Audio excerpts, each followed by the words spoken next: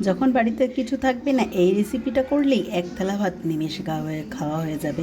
দেখো বন্ধুরা, এখানে আমি নিয়েছি 1 কাপ মতো ডাল। ডালটাকে ভালো করে ধুয়ে নিয়েছি। তারপর ডালের মধ্যে দিয়ে দিয়েছি পরিমাণ মতো লবণ, পরিমাণ মতো হলুদ, জিরের গুঁড়ো, ধনের গুঁড়ো, কাঁচা পেঁয়াজ, টমেটো আর কাঁচা লঙ্কা, আর একটু দিয়ে দিয়েছি কাঁচা সর্ষের তেল। দিয়ে বেশ ভালো করে কিন্তু ডালটাকে মেখে তার মধ্যে দিয়ে দিয়েছি একটু শুকনো লঙ্কার গুঁড়ো।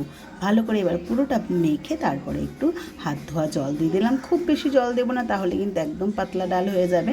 এরকম বেশ ঘন ঘন হবে, সেরকমভাবে সেদ্ধ করে রেখে দিতে হবে। আর এদিকে একটা ফ্রাই প্যানে একটা ডিমকে ভেজে এরকম কুচি কুচি করে নেব। আর তারপরে একটা সাইডে রেখে দিয়ে আর একটু তেল দিয়ে তার মধ্যে একটা লঙ্কা আর দিয়ে দেবো একটু সাদা জিরে ফোড়ন। ফোড়নটা খুব ভালো করে হয়ে গেলে ওর মধ্যে দিয়ে দেবো ওই একটা ছোট্ট মতো পেঁয়াজ কুচি কুচি করে। তারপরে পেঁয়াজটা একটু ভালো ভালো করে ভাজা হয়ে গেলে তারপরে দিয়ে দেবো সেদ্ধ করে রাখা ডালটা। ব্যাস, একদম সুন্দর, দারুণ থকথকে ঘন, খেতে টেস্টি খুবই ডাল আমার একদম রেডি। বন্ধুরা, জাস্ট খেতে দারুণ। একবার এই রেসিপিটা করে খেয়ে দেখো, আর তার সাথে যদি এরকম পটল ভাজা থাকে, দুপুরের খাওয়াটা কিন্তু একদম জমে যাবে। আমার রেসিপিটা ভালো লাগলে অতি অবশ্যই লাইক কমেন্ট করে দিও বন্ধুরা। চলো টাটা।